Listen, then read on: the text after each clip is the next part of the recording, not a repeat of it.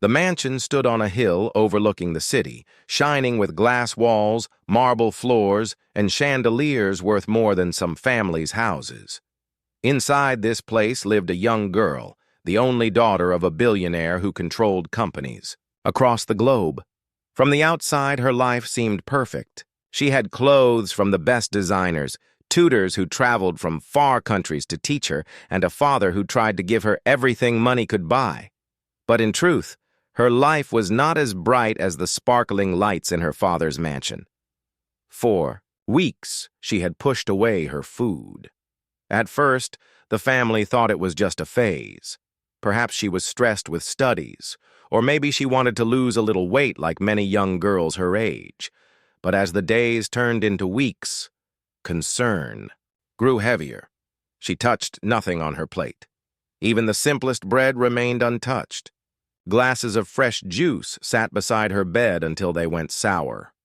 Her father, a man who could pick up the phone and change the direction of business in entire countries, found himself helpless before his daughter's quiet refusal. At the long dining table, made of dark polished wood and stretching longer than most living rooms, the staff would serve dish after dish. Plates arrived like artwork, golden soups with flecks of truffle, delicate fish with colorful sauces, tiny desserts stacked like towers. The servants watched silently as the daughter sat with her hands folded, eyes lowered. She never argued, never threw tantrums. She simply shook her head or pushed the plate away. It was not anger, it was emptiness. The father felt his chest tighten every evening as he sat across from her. His empire of wealth could summon jewels from Paris or silk from China within hours, but none of it could bring the sparkle back to her eyes or convince her to take even one full bite. The newspapers wrote about his success in business, but none of them knew that inside his home, his daughter was growing weaker each day. At first, he called the family doctor. The doctor came with his black bag, checked her pulse, tapped her knees, listened to her heart. He asked gentle questions, but she gave no clear answer. "She's not sick," the doctor told the father in a private corner of the hall. "Her body is fine. This is something deeper, something emotional. She doesn't want to eat."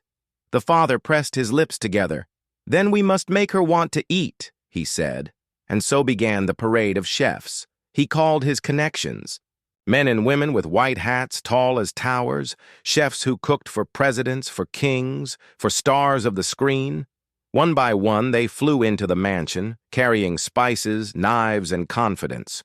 They promised to awaken the girl's appetite with their creations, and one by one, they failed. The first chef, from Paris, prepared a dish so delicate it looked like a painting. He used ingredients flown overnight: caviar, golden flakes, butter rich as cream. He placed it before her with pride. The daughter looked at it, lifted her spoon, then set it down again. The dish went cold. The second chef, from Japan, brought fish caught fresh from the ocean. He sliced it thin, arranged it with the grace of an artist. The rolls gleamed with colors of coral and jade. She stared at them for a long time, then whispered, "I am not hungry." The third chef, from Italy, filled the kitchen with the smell of garlic, tomato, and fresh basil. The steam rose from wide bowls of pasta, sprinkled with cheese from mountain farms. The father leaned forward, certain this would work. But again the girl shook her head. The fourth chef, from the Middle East, used spices that turned the air into a warm breeze of cinnamon, cumin, and saffron. The platters shone with roasted meats, rice with almonds, and breads puffed like pillows. But the daughter only pushed her plate away. The fifth chef, a modern master from New York, created health foods crafted with care: smoothies, bowls of organic greens, bright fruits arranged like stars. But even this, the lightest and healthiest, did not touch her lips. Each time the chefs stood back with disbelief. They had cooked for royalty, for leaders of nations, for famous people with endless choices. Never before had they faced a diner who refused everything. They shook their heads, muttering about impossible tasks, and eventually packed their knives, leaving the mansion one by one. The father grew restless. His hands, usually steady when signing contracts, now trembled as he poured himself tea. He walked the halls late at night, hearing the echo of his own footsteps, thinking about his daughter's thin frame and pale cheeks. He ordered the windows in her room opened for fresh air. He called in musicians to play gentle songs. He even hired a nutritionist to speak kindly about the importance of food.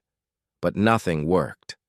Meanwhile, the staff in the mansion whispered, quietly in corners. They worried about the girl, though none dared to speak their thoughts too loudly. Among them was a maid who came from a small town far away.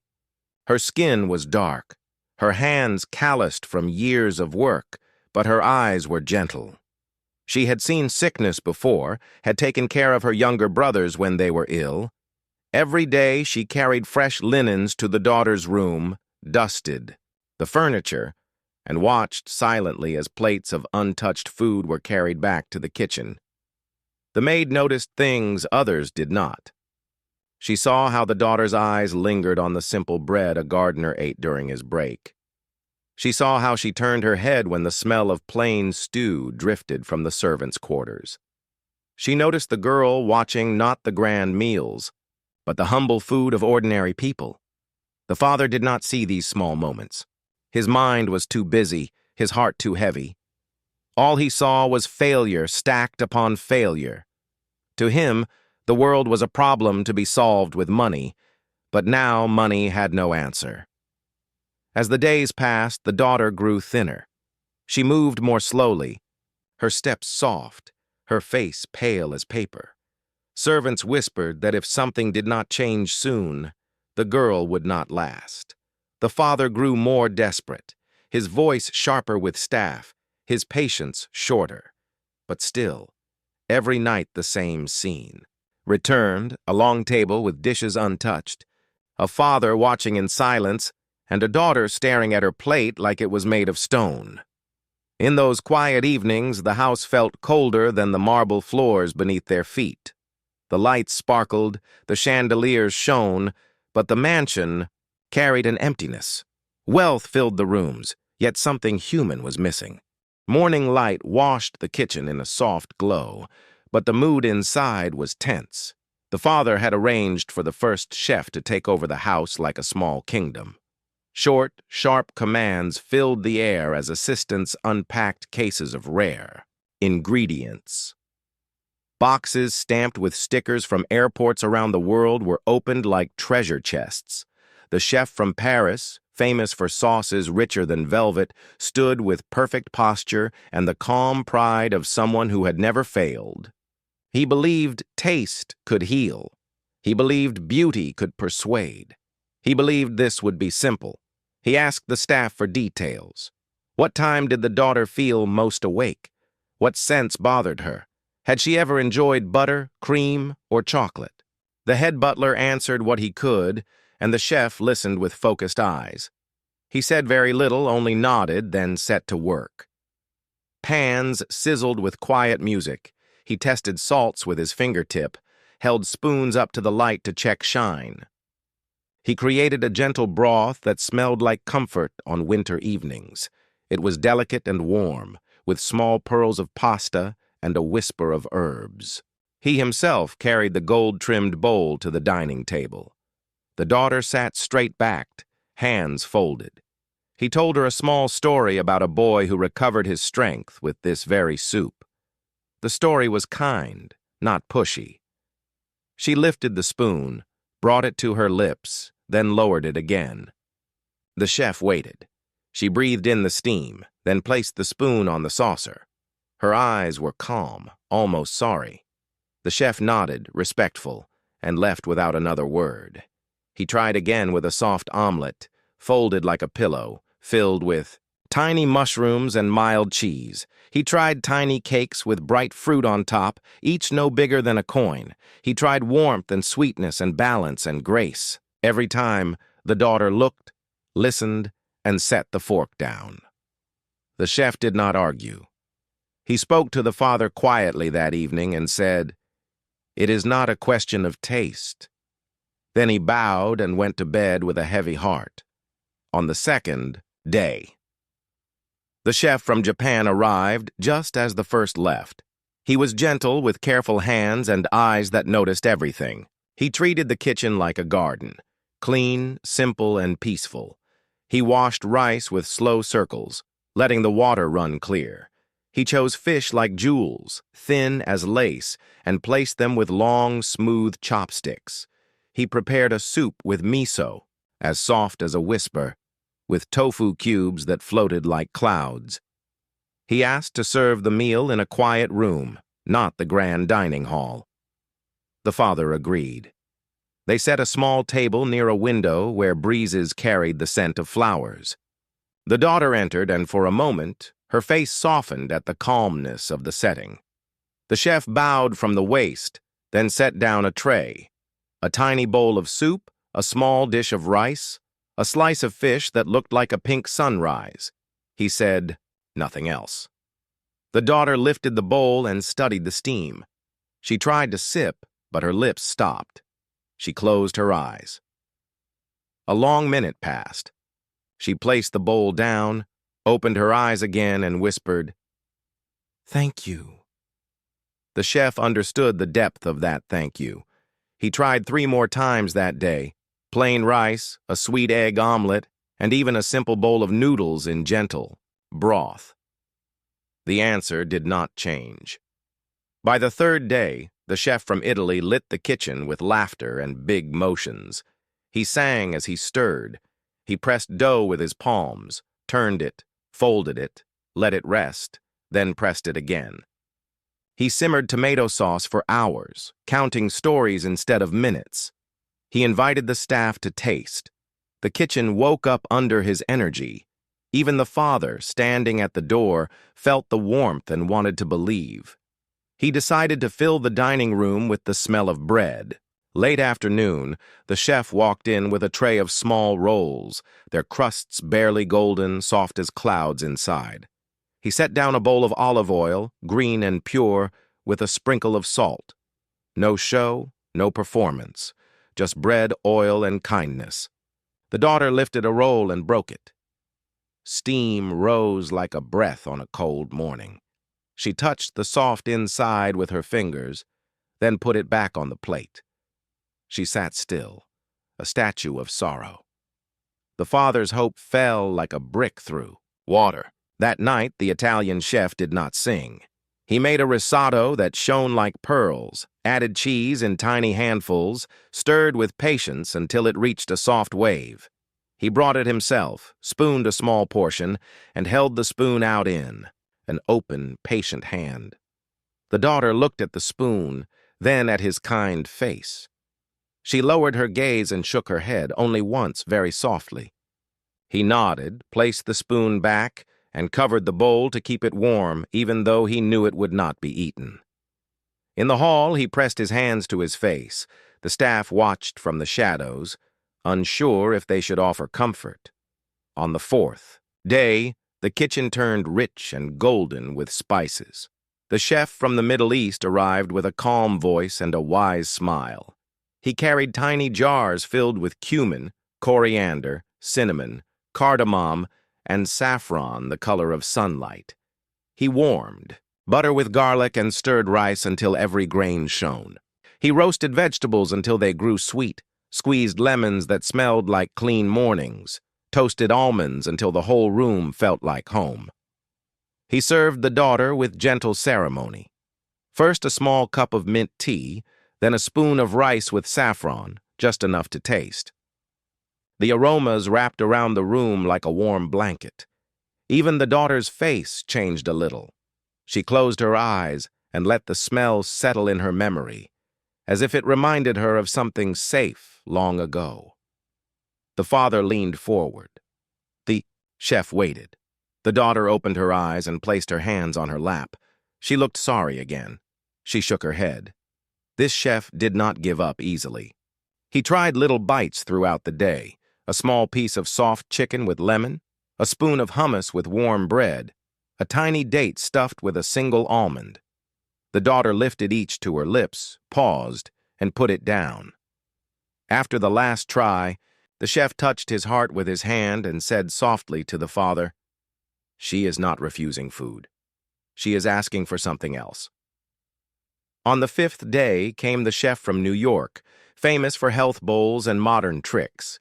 He brought blenders that hummed like bees, trays of microgreens, fruits with bright skins, and seeds that promised strength. He believed in clean lines, perfect vitamins, smooth textures. He made smoothies that tasted like summer fields and poured them into clear glasses so bright they looked like gems.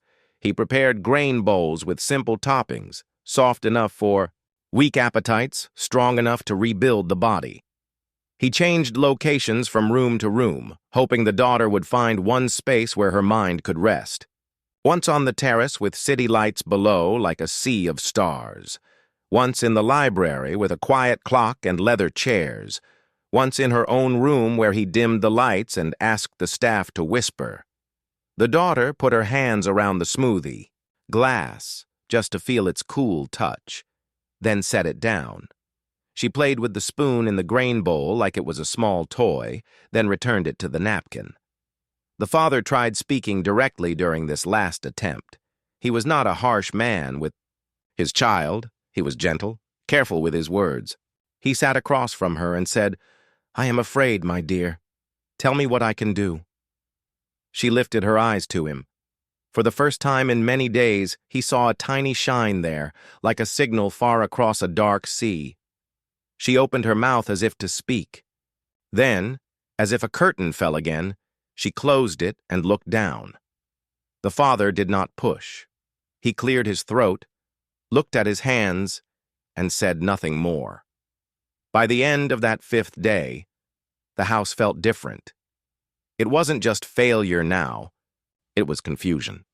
The staff moved more quietly, their shoes softer on the floors.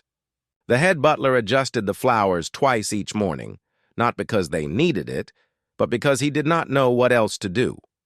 The housekeeper counted towels in a linen closet she had already counted. The driver took the long way around the block when he went to pick up deliveries. People tried to fill time with small tasks, because worry is hard to hold. Reporters called the office, asking thinly disguised questions about the father's recent missed meetings. The father's assistant deflected them. The doctor visited again, checked weight, measured blood pressure, listened to breath and heartbeat. He repeated his earlier opinion. The body was weak, but the cause was not physical. He suggested a therapist. The father agreed, and a therapist came, a woman with kind eyes who spoke in a soft, even rhythm. She did not press the daughter. She told her stories, inviting the girl to nod or shake her head. The therapist would take time. The father knew time was the one thing he felt he was losing. In the middle of these busy, worried days, the maid moved quietly as always. She had no special permission to be near the girl, yet her work took her. Through the same spaces. The hall outside the bedroom, the sitting room where the daughter sometimes read. She did not stare. She did not pry. But her eyes learned the house in a different way than the others. She noticed the daughter glance at the gardener's lunch when he ate near the back steps. A simple tin box with rice, beans, and a flat piece of bread. She noticed the daughter pause at the doorway when the laundry staff took their evening break, sharing a pot of stew in chipped ceramic bowls. She noticed a magazine on the daughter's table, open not to pictures of glittering parties, but to a small article about home kitchens in different countries, photos of wooden spoons, worn pots, and plain plates with simple foods. The daughter had marked a corner of that page with a gentle fold. The 6th morning began like a whisper. The mansion woke slowly, with curtains opening to pale light and footsteps soft on marble.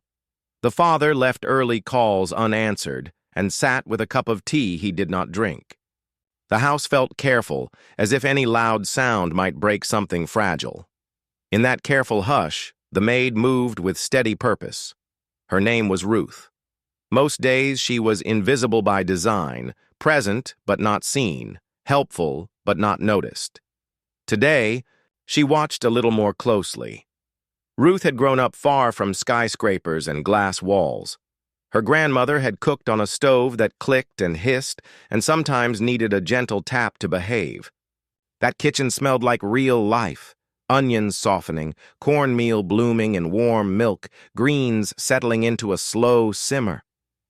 People came to her grandmother's small porch for comfort as much as for food. Ruth had learned that good cooking was not only about flavor, it was about listening. Listening to what a body needed, what a heart missed, what a memory could bring back. Those lessons sat in her like quiet light. She carried fresh linens down the main hall and paused at the daughter's door. Inside, the therapist spoke in a gentle voice, telling a simple story about a girl who planted a seed and waited for it to grow. The daughter sat on the sofa, thin knees tucked under a blanket, eyes on the window. She nodded once to show she was listening. When the therapist left, the father stepped in for a moment. He did not talk about meetings or contracts. He talked about the sky. "It looks like rain," he said, because small things were easier. The daughter smiled a little, then let the smile go. Later, the girl stood to walk to the library, a short distance she had traveled thousands of times. Ruth was dusting in the hall. The daughter took 2 steps and slowed. She pressed a hand to the wall. The world tilted for her, just a little, just enough. Ruth set down her cloth at once and moved with calm hands.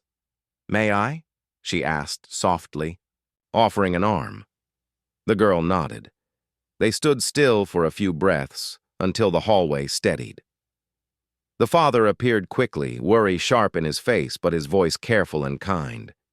"Let's sit," he said, and they helped the girl to a chair near the window. The doctor came. He checked pulse, spoke calmly, and advised rest. The daughter closed her eyes. The father thanked Ruth with a look that said more than words could hold. That moment lived with Ruth as she finished her chores. It did not frighten her so much as focus her. She thought of the 5 chefs, their skill, their beauty, their careful work. She respected them. But what she remembered most from the last days were not their plates. She remembered the daughter glancing at a gardener's tin lunch. She remembered the way the girl had paused when the laundry staff laughed over a shared pot of stew. She remembered the folded page in the magazine about everyday kitchens with wooden spoons and worn pots. All signs pointed in the same direction, as clearly as street lamps at dusk. Something simple, something warm, something made the way a grandmother cooks for a grandchild. Ruth turned the idea over in her mind like a smooth stone. She was a maid.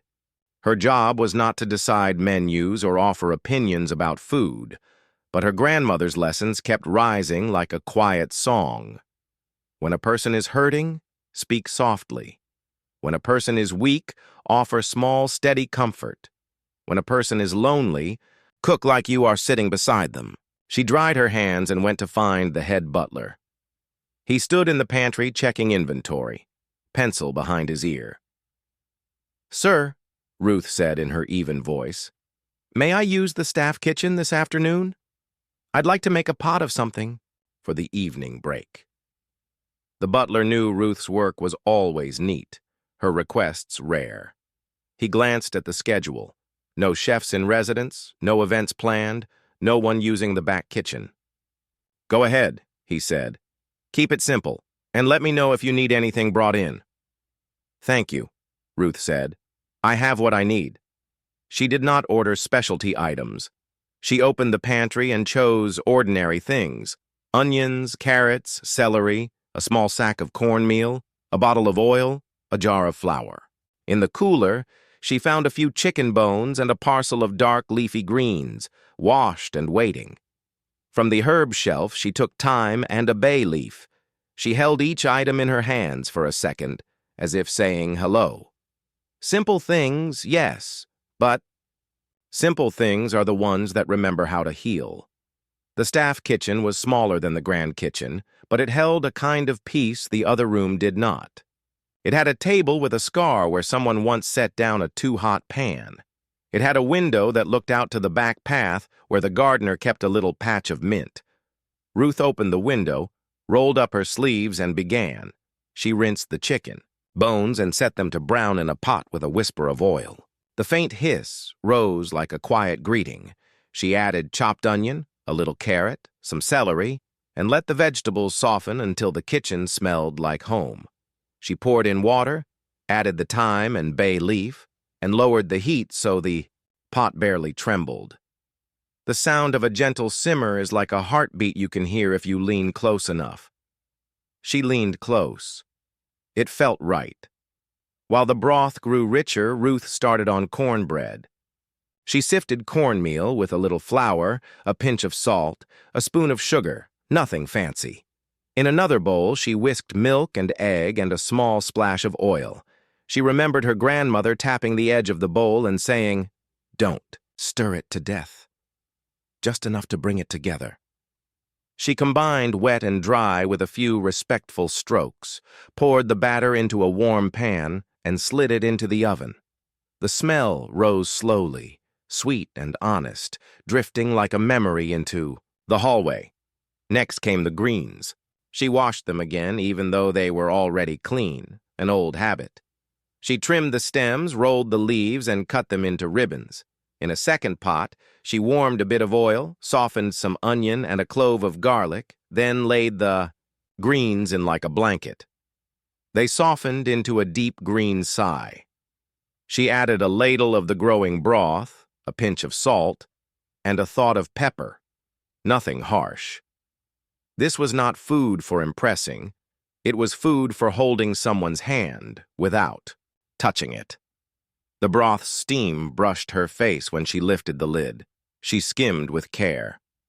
She added small pieces of carrot and potato, cut neatly into even cubes so they would cook together, then a handful of tiny pasta. Not much, just enough to give the spoon someplace to rest. She tasted with a wooden spoon and did not rush the salt. Too much noise would scare the appetite that was slowly waking. She wanted only a quiet yes from the tongue. The butler passed the door and paused, eyes softening. "Smells like Sunday," he said, almost to himself. "Almost," Ruth answered with a small smile. "But for Thursday." One by one, the staff found reasons to pass through the back hall, to set down a stack of clean napkins, to check a list, to put away groceries.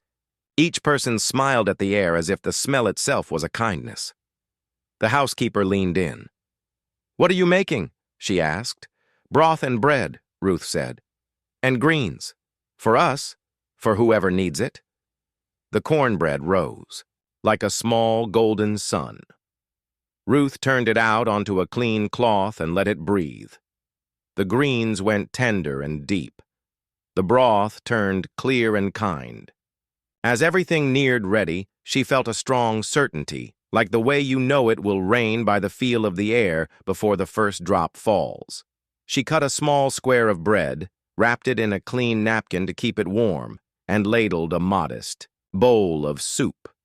She placed both on a small tray, added a plain spoon, and stood still. The step from the staff kitchen to the main hall felt longer than usual. Ruth had walked this path thousands of times. Today it felt like a bridge between two worlds. Her hands were steady, her heart was steady, but her mind knew about rules and lines and the invisible walls that keep houses like this in order. She would not push past them without respect. So she did what was right. She went to the father first. She found him in his study, not reading. The papers spread before him, but looking at a photo on the wall, a picture of his daughter at 8 years old holding a kite that refused to fly. He turned when he heard her. He usually addressed staff by title. Today he said her name, which he did not often do. "Ruth." "Sir," she said. She kept her voice gentle, steady, the way you speak to a wild bird that has landed on your open hand. "May I try something?" It is simple. If it is not right, I will take it away at once. He looked at the tray. He looked at her face. He saw no pride there, only care. His mouth opened and closed the way his daughters had earlier, but for a different reason. He hesitated one heartbeat longer because good parents protect their children from everything new when they are fragile. Then he gave a small nod that carried the weight of a door unlocking. "Yes," he said. "Please." Ruth inclined her head. "Thank you." She did not walk quickly. She walked with the pace of trust. The hallway felt less like marble and more like ground under a familiar path. The tray was light in her hands. The cornbread gave off a sweet, quiet warmth. The broth sent up a little flag of steam that curled and disappeared. The light shifted as a cloud moved past the sun outside. There was no music and no applause, just the house breathing. As she neared the daughter's door, the scent moved ahead of her, doing the introduction she could not do with words. Inside the room, the girl sat by the window again, a book open but unread on her lap. She lifted her head slightly, as if the air had changed. Her eyes followed the scent before they found the doorway. Her face did not brighten or fall. It simply became curious, which was more than. The first drop of rain drew a soft line on the window, and then another followed it, and then a few more, until the glass held a quiet pattern. In that still room, the bowl of soup gave off a gentle steam, and the square of warm cornbread rested on its napkin like a small golden promise. The daughter sat very straight for a long moment, as if listening to something inside that the others could not hear. Then she lifted the spoon. Her hand was thin, but it did not shake. She dipped the spoon into the broth, lifted it, and paused, halfway. The scent rose up, onion carrot, a hint of thyme, the kind of smell that belongs to simple kitchens and calm afternoons. She brought the spoon to her lips. The first sip was tiny. The second sip was only a little bigger.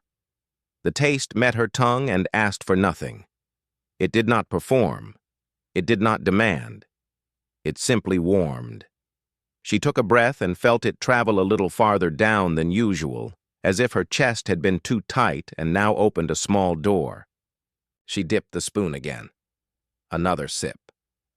The room did not move. The father stayed still, hands at his sides, eyes careful, not wanting his hope to fall too heavily on her shoulders. Ruth stayed still too, close enough to help, far enough to respect the space. Rain made a faint music on the glass. The daughter set the spoon down, waited, and then reached for the cornbread. Her fingers touched the crust and felt the soft heat inside. She broke off a corner, no larger than a coin, and brought it to her mouth. The crumb was tender. A touch of sweetness came after the salt, like a kind word said softly at the right time. She closed her eyes. Her jaw moved once, twice, 3 times. She swallowed. It stayed. No one spoke. Even silence needed to be gentle. She took another sip of soup. This time she did not pause halfway. The spoon made a small clink when it touched the side of the bowl on its way down. She tasted carrot, not fancy, just bright. She tasted potato, small and honest. She found a tiny pasta shape and pressed it against the spoon to see how it felt. Everything answered the same way. I am here. I am steady. You do not need to be brave to meet me. Is it all right? Ruth asked, her voice a level ribbon of sound. It is warm, the girl said. She looked at Ruth and then at her father. It is not loud. The father's eyebrows lifted a little, unsure what she meant, but Ruth understood. Sometimes food can be loud, Ruth said softly. This one is like a quiet room. The daughter nodded. She took another small bite of bread. She waited again. The waiting was not fear this time. It was listening. Her body answered with a calm yes. Hadaro, tightness behind her eyes loosened. Her shoulders dropped a fraction. the kind of tiny change only a parent or a person who has cared for children would notice. "How is your stomach?" the father asked, very carefully. "Calm," she said. "I like the smell." Ruth did not. Rushed to offer more. She watched the girl's face, not the bowl. The girl took 3 more sips, then another bite of bread. She held the spoon the way a person holds a pen when they are not yet ready to write but want to feel the idea in their fingers. The rain grew steadier. After a few minutes, the daughter's hand moved to the bowl again. She lifted it, not high, just enough to tilt the last mouthfuls toward the spoon. It was the kind of motion a person does at home without thinking. Here, it felt like a soft bell ringing far away, an ordinary gesture returning to a place that had been too careful for too long. She finished the bowl. No one clapped. No one cried out. The father closed his eyes just once and opened them again. He was careful not to change the air with heavy emotion. Ruth folded her hands lightly, a quiet thank you to her grandmother, to the herbs, to the spoon. The daughter looked at the empty bowl, surprised by her own action, as if someone else had guided her hand. A small shy smile touched her mouth and then left. "Who cooked this?" she asked. "I did," Ruth said. "What is your name?" the girl asked, though she had heard it before. "Ruth." "Thank you, Ruth." "You're welcome," Ruth said with the same even tone. "There is more if you want, or not. It's all right." The girl looked at the cornbread. She broke off another corner. She ate it. Her chin lifted a little, almost like a plant turning toward light. "A little more soup," she said, the words so soft they almost hid behind the rain. The father nodded toward Ruth, a nod heavy with trust. Ruth lifted the tray, left the room, and returned with a second. Small bowl, smaller than the first. She did not fill it to the top. She placed it down, not too close, not too far. The daughter waited, then reached, then ate 4 careful spoonfuls. She stopped at 4 and set the spoon down as if to say, "For today, this is perfect. It is enough," she said. "Good," Ruth said. "Enough is a good size." The father took a breath that he had been holding for weeks without noticing. The room felt bigger by an inch. The rain sounded a little like applause now, not loud applause, but the kind people make with their hands tucked into their sleeves on a cool day. When Ruth lifted the tray again, the bowl was empty, and the napkin held a few crumbs. In the hallway, the head butler stood just out of sight. He had not meant to wait there, but his feet had decided for him. Ruth held up the bowl a fraction. He pressed his lips together and nodded, eyes bright. He turned away quickly to keep the moment private. In the pantry, he leaned against a shelf and exhaled a long, silent breath that felt like a prayer. Back in the room, the father pulled a chair closer and did not say anything at all. They watched the rain together. After a while, the daughter spoke, not to fill the quiet, but to tidy a corner of it. "It felt like the house was eating with me," she said. "Not the rooms," she added, searching for words. "The people." The father looked at the window and then at his child. "We will follow your pace," he said. No more noise. He meant more than sound. He meant pressure, schedule, performance, the way big plans can crowd a small appetite. He meant no more parades of fame through the kitchen when what she needed was a hand on the back and a bowl that did not shine. Ruth came back in with a cup of warm water. "This can be kind to the stomach," she said. The girl took a sip. Then, she turned her face to Ruth and asked, "What did you put in the soup?" "Bones for body, onion for base, carrot for color, potato for comfort, thyme for memory," Ruth said like a short poem, "and time for everything to become friends." The girl smiled, this time more sure of itself. "It tastes like a story," she said. "It is," Ruth said. "A very short one." That evening, the staff had their break in the small dining room. Ruth placed a pot of the same broth, a tray of greens, and the rest of the cornbread on the table. No one spoke loudly. They ate with careful joy, as people do who know they are part of something tender. The driver brought in mint from the garden for tea. The housekeeper, who usually took tiny bites, took a normal one. They did not say why they were smiling. They did not need to. Upstairs, the daughter rested. The therapist returned the next day and found her a little brighter. They sat by the window with the rain washed away and sunlight in its place. The therapist did not ask about food first. She told a story about a boy who learned to read by tracing letters carved into a wooden fence. He did not learn in a day. He learned by touching the grooves over and over. The girl listened and nodded. Later, she spoke a few quiet truths. "When everyone tried so hard, I felt I had to try hard too," she said. "The food looked like a performance. I did not want to perform with it. I wanted to sit down with something that did not stare back." The therapist nodded like a person who knows the feel of those grooves. "You wanted permission to be ordinary," she said. "Yes," the girl whispered. "I wanted to be ordinary at least once a day." Ruth came in after the session with a small bowl for lunch. The father stood in the doorway and did not enter until his daughter waved him in. He kept his voice slow. "May Ruth cook for you again?" he asked, as if asking an artist if they wanted the same light for tomorrow's work. "Yes," the girl said. "Please." "What about dinner?" he asked. "Maybe greens," the girl said, her eyes drifting in the direction of yesterday's memory. "Greens it is," Ruth said. Ruth returned to the staff kitchen and washed the pot like it was part of the plan, not just a tool. She cleaned the knife, folded the towel, and wrote 2 words on a slip of paper to tuck by the stove: "Same care."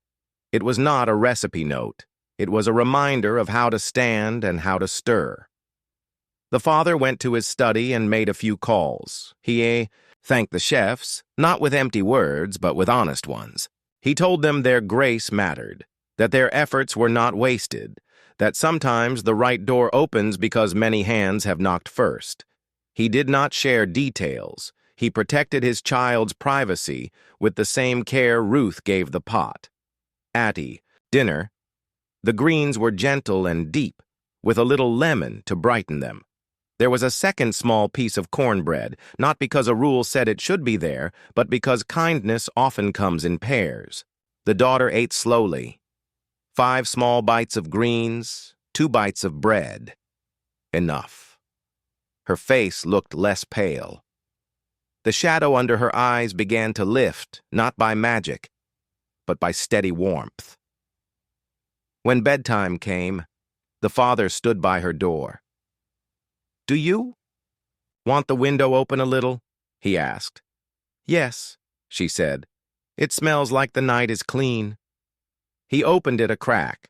A soft city breeze came in, smelling like wet stone and a line of trees on the far avenue. He kissed the top of her head and said, "Good night, my dear." She answered, "Good night," in a voice that had a little more light inside. In the quiet after, Ruth walked through. Morning came with pale sunlight and a soft breeze through the half-open window. The house woke slowly, not with panic now, but with a calm plan. Ruth arrived in the staff kitchen first, tied her apron, washed her hands, and set a small pot on, the stove. She moved with the same care as yesterday. The father walked through the hall with lighter steps. He did not check his watch. He did not call the office. He paused by the mint patch outside and picked one small leaf, just to smell. Something clean before the day began. The daughter sat up in bed on her own and felt a quiet strength in her arms. It was not a loud change, but it was real.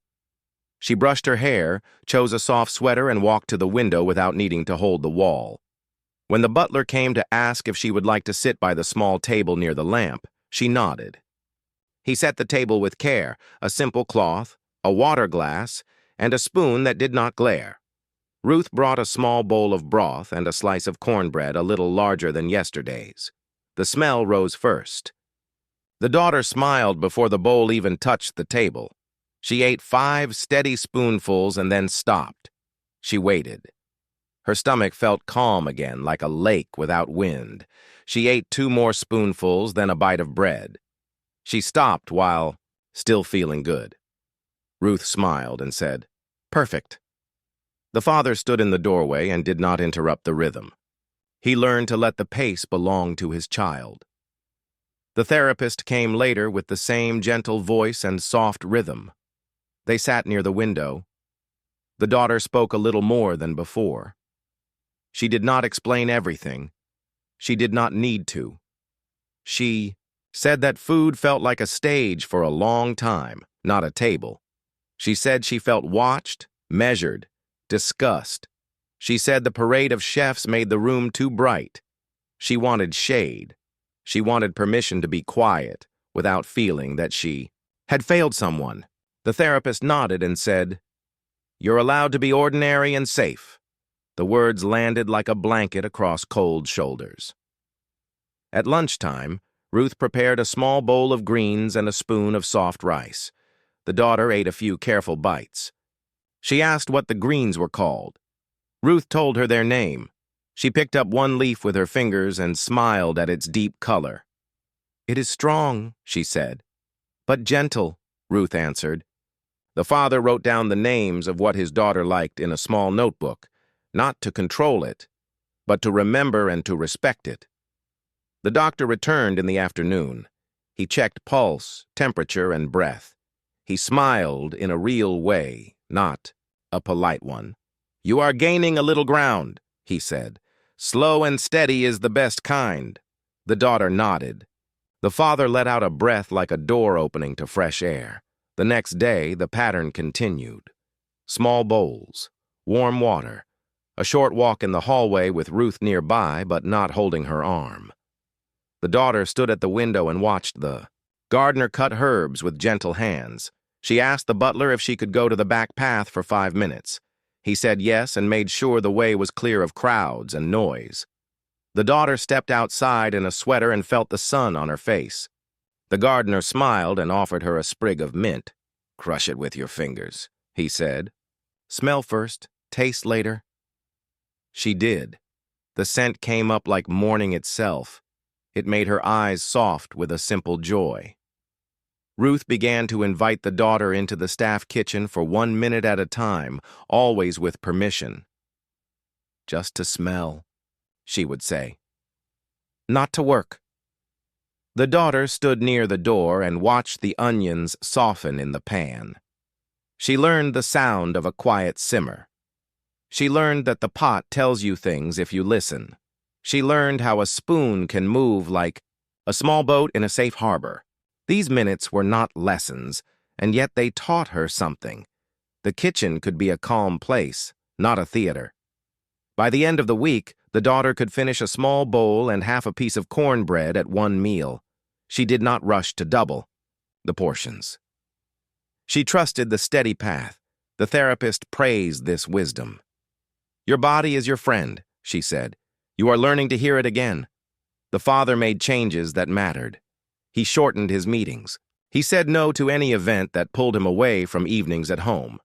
He asked the staff to keep the dining hall closed for a while.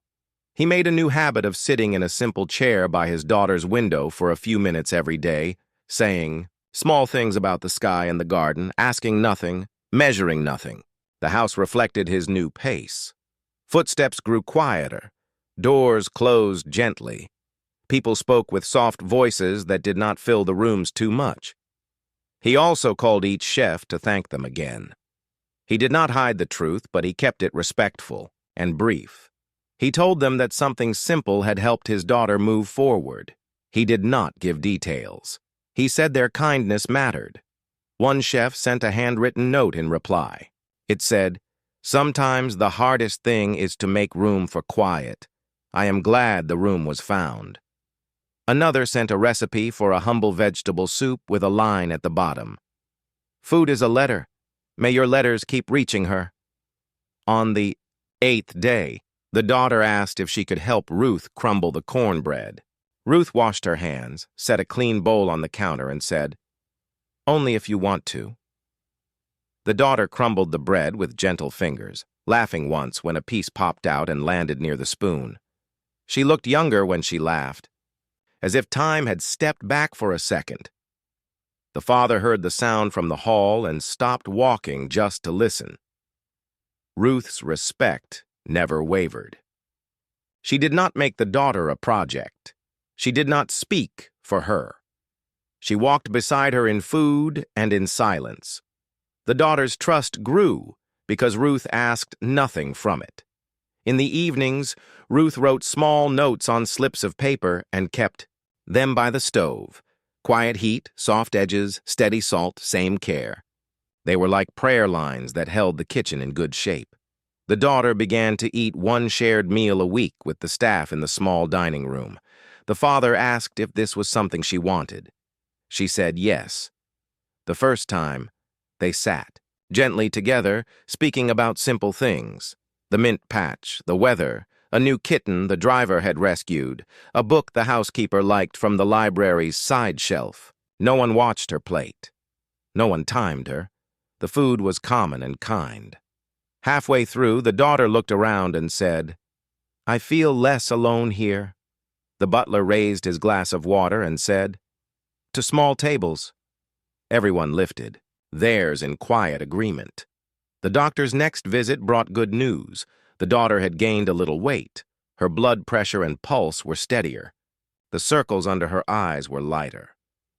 "Your body is responding to safety," he said. The therapist smiled when she heard that phrase. "Safety feeds the spirit," she added. The father wrote both sentences in his small notebook and underlined them. Ruth's place in the house changed in an honorable way. The father invited her to the study to speak privately. He said he wanted to formalize what she was already doing. He offered to make her the lead of the household kitchen for family meals with a salary that reflected her responsibility. He asked if she wanted support for classes in nutrition or hospitality management in the evenings. He made clear that none of this was pressure. It was an offer of respect for her skill and care.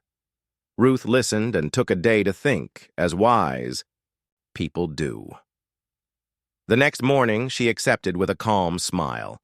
She said she would like to learn more about gentle cooking for healing. He said the house would support her fully. The butler and housekeeper congratulated her in the hallway with happy eyes. On a mild afternoon, the daughter visited the herb patch again and planted a small row of thyme with the gardener. She pressed the soil with her fingers and felt the cool earth give a kind answer back. She put a thin tag in the ground with a pencil name, Thyme. "For memory," she said, thinking of Ruth's short poem. She stood up slowly and felt stable. The gardener handed her a watering can. She gave the new plants a careful drink. The sun lit a small strand of her hair, and she laughed again without forcing it. One quiet evening, the city lights flickered to life, and the house settled into a soft glow. Ruth made soup with beans and vegetables, slow and steady. She baked cornbread again, because it had become a small promise inside the walls. The father and daughter sat at the little table by the window. He spoke of a memory from her childhood, the time their kite would not rise, and how they laughed when it dragged on the grass. She held her spoon and said, "It felt like a good day, even though the kite didn't fly." He nodded. "Some days are like that," he said. "Good, even if nothing lifts." She smiled at the bowl. "But this lifts," she added, and took a steady spoonful. After dinner, the daughter wrote a note in her neat handwriting and left it on the staff table. Ruth found it later. It said, "Thank you for cooking like you are sitting beside me. It helps me come back to myself." Ruth folded the paper and placed it in her apron pocket. She kept it with the other slips by the stove as another kind of recipe. Days turned into weeks. Portions grew a little. Colors returned to the daughter's face. She walked farther, first to the library without stopping, then to the balcony for 10 minutes, then down the main staircase holding the rail with a sure hand. She began picking out her own bowls and spoons from the cabinet, choosing smooth edges and gentle shapes. The kitchen became a place of soft greetings. The staff took breaks together and spoke with open humor again. The house lost its tightness and found its breath. The father made one more change that mattered deeply. He declared on